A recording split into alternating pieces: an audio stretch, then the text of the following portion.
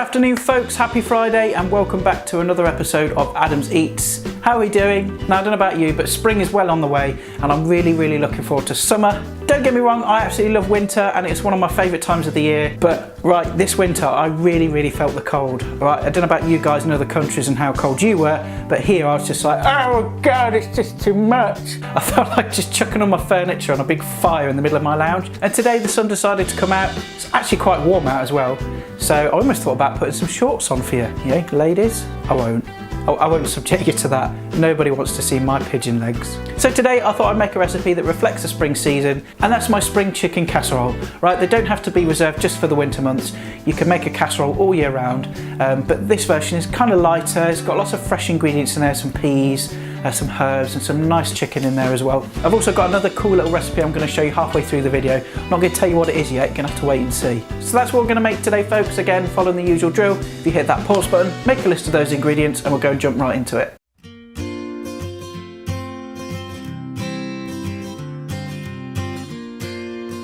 Okay, so we've got our chicken thighs here, and the first thing we need to do is to remove the skin. And the reason we're doing that is because if we left the skin on, after we've browned it and stuff and it goes in the stock and it all gets cooked together, the skin isn't going to stay crisp.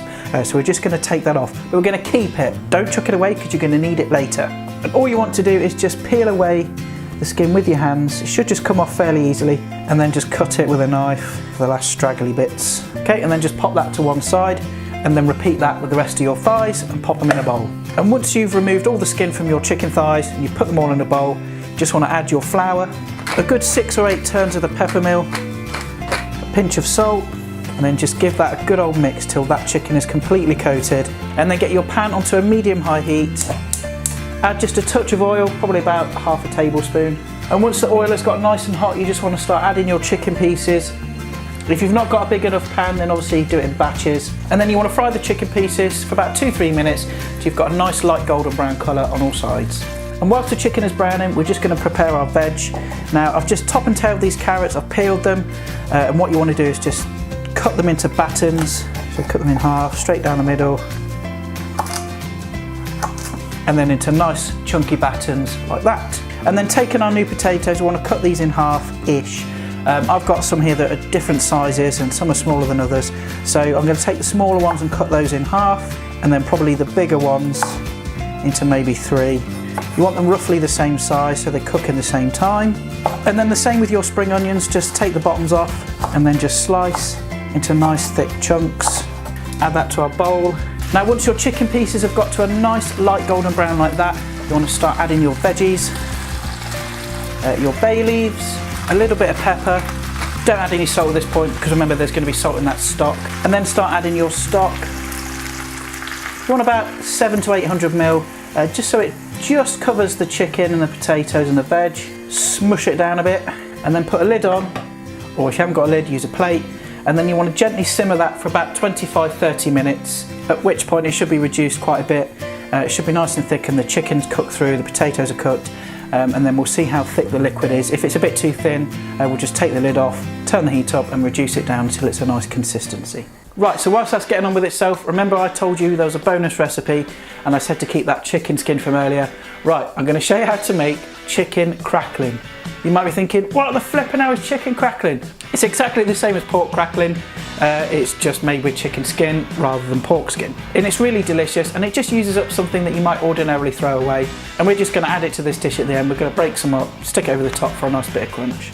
So that's what we'll do. Pop your head down here and I'll show you how to do it. Right, chicken crackling then. Dead easy to do. The first thing you want to do is get your oven preheated nice and hot to about gas mark 6 or 7. And then I've got a baking tray here lined with some greaseproof paper. And what I've done is I've taken the chicken skins and just patted them nice and dry with some kitchen paper. And then all you want to do is just place the skins on the baking sheet.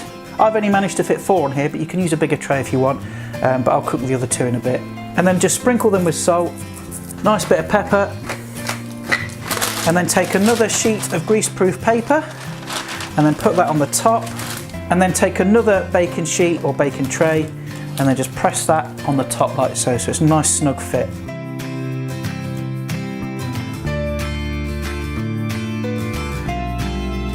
Right, so our chicken casserole has had about 20 minutes now, and just for the last 5 minutes I'm going to add in our frozen peas. Give those a bit of a stir, and I'm going to leave the lid off as well because I just want that liquid to reduce just a bit more. So I'll cook that now for about another 3, maybe 5 minutes. Right, so our casserole is almost ready now. Just waiting for those peas to cook, and I'm just going to chop up some herbs, some nice chopped parsley, and here I've got some fresh dill. Now you could use tarragon as well, that's absolutely wonderful with chicken, but try finding tarragon in the shops at the minute. It's just like, you just can't seem to get it anywhere. So I'm using dill because it's a very similar herb and it goes really well with chicken. So again, just finely chop some of that. You don't want too much because it could overpower the dish. You know, just about a tablespoon and a half, something like that. So now I want to add in our chopped herbs, give it a final mix, and then just have a little taste for seasoning, see if it needs any more salt. Nope, that is salty enough. I think just a little bit more pepper. And that's ready to serve up. Right, let's serve some of this up. Got a nice bowl here, and I'm just going to pop in a couple of these chicken pieces and then some of that lovely, fresh, vibrant broth. A few potatoes in there as well. And then to finish it, remember the chicken skin crackling I showed you how to do? After about 15-20 minutes, I took them out of the oven, peeled off the greaseproof paper, and I put them on a plate just to drain off some of that extra oil. And here we have chicken crackling. All right, listen to that. So I'm just going to take some of this and just snap it in half and just place that on the top. Again, this is completely optional. You don't have to add that if you don't want to. Right, come on, I can't wait any longer, let's tuck in. Right, here we are then, the finished article. I think we should have a taste. The first thing I'm going to try is some of that chicken crackling. It's exactly how you would expect. It's crispy, salty, chickeny goodness. What I will say about it as well, just be careful with it. I think I overdid mine just a touch. Some of the slices were a bit darker than what you want. Because if it goes too dark, it's just going to taste a bit burnt.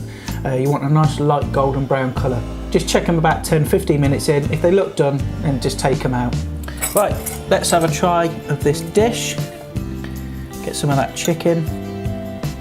That chicken is so moist. That dill in there is brilliant. It adds a nice freshness. But again, if you can get hold of some tarragon, use that, because tarragon and chicken just work amazingly well together. But dill's fine as well. It's really delicious. And just really, really fresh. I like pretty much most of my recipes. I mean, like, that's a doddle to make. Agreed? I think so. Well, there we have it, folks. That is my spring chicken casserole and a bonus recipe to make chicken crackling. Right, dead simple to make. It's a bit like chicken bacon, really. It's really, really good. But just be careful you don't burn it. And that's it for today, guys. I hope you enjoyed the recipe. Please like, share and subscribe if you enjoyed the videos. Again, stick around at the end. There'll be some links to some other videos. And if you do want to subscribe, there'll be a button for that as well. Thanks again for tuning in and watching, guys. I really do appreciate it.